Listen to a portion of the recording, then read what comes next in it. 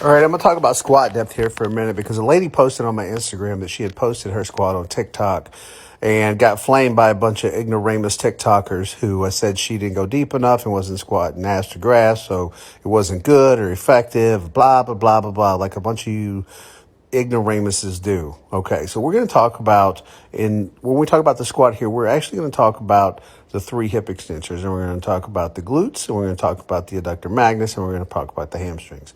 So this right here is an infograph by my buddy Chris Beardsley, who's like the best muscle physiology guy on the planet. And this comes from an old study that looked at the moment arms for those 3 hip extensors. And as you can see here, as you get deeper into a squat, the glutes lose their leverage. What that means is when you get into those deep squats, what happens is that the adductor magnus gains the most leverage to work as the hip extensor.